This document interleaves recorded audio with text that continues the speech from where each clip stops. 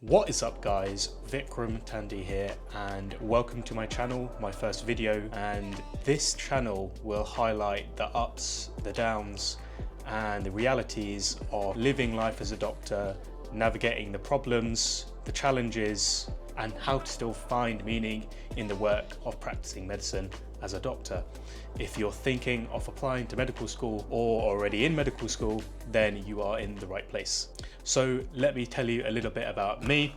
I first started thinking about becoming a doctor when I was sitting my A-levels. I was drawn to the fact that it's a noble profession, it's respected by society, and with the things that come alongside that, the status that you have as a doctor within society, the money that also comes with it, but mainly connecting the inner workings of the body and looking at the human body as a mechanism of sorts that if you can understand it, you can fix it, alongside the ability to help people. I initially missed my Bristol offer to study medicine when I was 18 years old, and this was a big knock to my confidence at the time, as I hadn't really failed in this way and it was something that I'd put a lot of time and effort into. I realised this was not the end of the road. There were many other options to getting into medical school, and so I decided to do a biomedical sciences degree at St George's in the University of London. I had an absolute blast being 18 and living in London, going out pretty much 3 to 4 times a week for the first few months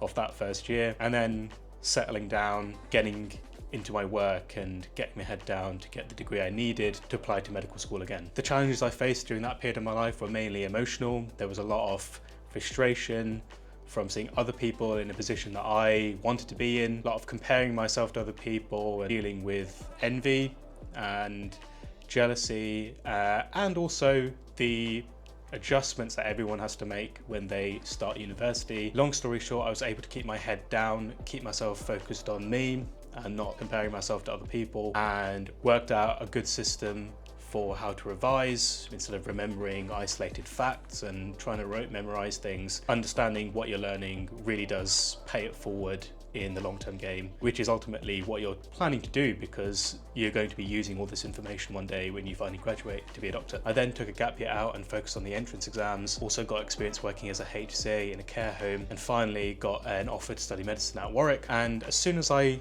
got into medical school, I relaxed and let go of the comparing and realised that, oh, I actually do like studying medicine. I graduated medical school in 2021, something that no one ever tells you when you progress through your life and achieve that next milestone is that each milestone comes with its own set of problems. These were very apparent starting work in the NHS. This is really the crux of why I'm making these videos. I saw a system that prioritises seeing as many patients as possible instead of delivering the highest quality care for each patient, which in the long term, if you think about it, actually cuts down the amount of work that you have to do, which isn't how you should think about the problem. However, better quality means better care. So doing better for someone in the first instance means that they're healthier and present with fewer problems in the future. And the whole culture of quantity over quality was also a cultural norm across people who worked in the NHS. The general lack of academic curiosity and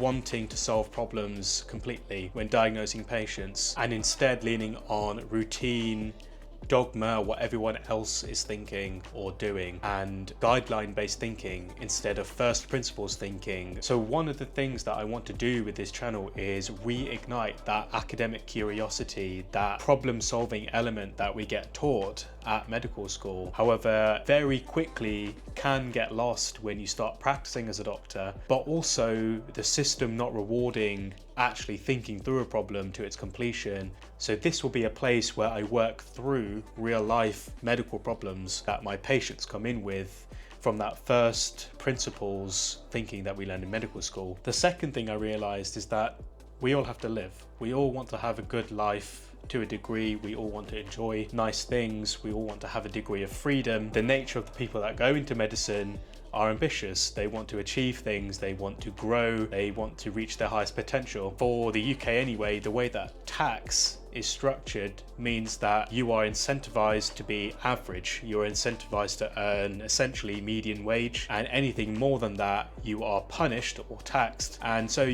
there's not really an incentive to do well in your job because you're not going to get anything more from it. The second reason I'm making this channel is to highlight through my own experiences different income streams and opportunities for work that doctors can do outside of clinical medicine. A good life starts with being accountable to myself and pursuing the things that are meaningful to me. I'd rather take the risk of going out on my own path than remain stagnant and working in a system that doesn't care about me. I've seen that soul-crushing side of bureaucracy, and I know that it's not for me. I think a lot of other people also feel the same way, and this will be a space where we talk about that openly. So I was thinking about all of these things about 6 months into my FY1 rotation. It all came to a head, and I decided to take 2 weeks off for stress. In this time, I was completely on my own. I wanted to settle all the things that were whirling around my mind and really figure out what it is that I value. And so I literally went to the nearest local nature reserve where there's this beautiful rock formation, no people about, and literally talked into my phone for the best part of a day. And this was the light bulb moment for me, because everything that I had done up until this point was externally constructed. I had been working towards a single goal since the age of 15. First my GCSEs, then my A-levels, then your entrance exams, all the work experience, extracurricular activities, then I missed it, getting into medical school, doing medical school. The ladder is never ending. And in that whole time, I never asked myself, what is it that Vikram values? During those 2 weeks when I was on my own, I realized that I was never going to find meaning from something outside of myself, right? So all of the things that you value, you were born with, you intrinsically, naturally gravitate towards. And I realized I never had asked myself that question. Once I realized that how I was making decisions about what to do with my life was wrong, this made everything extremely simple. So for me, I had this idea in my head, an external representation that Vikram is this doctor, that he's going to become a consultant surgeon by 35, and therefore that dictated the decisions that would change the path of my life. But the problem is, I was so afraid of being honest about what I wanted, because I'd made this identity about myself of being this ambitious and high achieving person, that anything less or anything that other people also liked was not enough. And that's crazy, right? So to think that I would lose my identity because I liked or valued the things that other people liked. And what I realized was that identity that I was aspiring towards was all cope. It was all from a fear of not being enough. The fear that if I liked or if I didn't have expectations that were different to other people, that I wouldn't be myself. But the problem that I ran into is that not being other people isn't the same as being yourself. And once I realized that, that's when everything unlocked for me, and I stopped trying to be anything. I simply allowed myself to like the things that I already liked. And these are not groundbreaking things, right? These are things that I think everybody on a deeper level likes. Spending time with your family, having autonomy over your work and the decisions that you make about the things that matter to you, being productive and producing something that helps other people, and freedom to go visit the people that are important to you, to go to the places that you find interesting, to do the activities that you find interesting, right? So this was a limiting belief that I had, and another limiting belief that I had was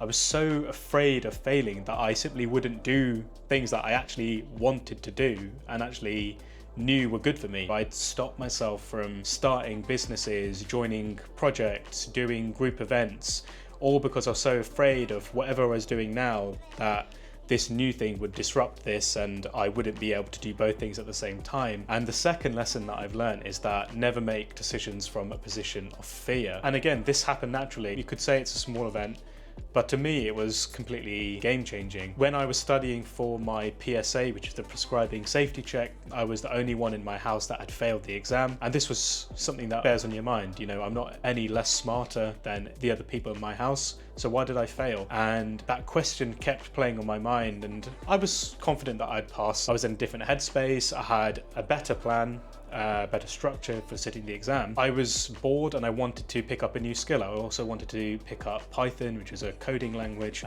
because I had some free time on my hands. But the fear of failing again was still in the back of my mind. But the thing I realized was never to make a decision from a position of fear, and I let go. I didn't care anymore whether I failed. I wasn't thinking about failing. And so I completed that module of Python, and as it happens, boosted my score for the prescribing safety check from 50% to something like 70 something percent. So if any of what I've said resonates, if you're a medical student or a doctor who wants to find meaning in clinical medicine, you don't want to give it up entirely, you actually enjoy medicine, but you're struggling to find whatever was meaningful to you. To me, it was problem solving, it was the nitty-gritty details of why the body works, but to you it could be something else. Or if you're someone who wants to find meaning in their work generally outside of medicine, then stick around for more content.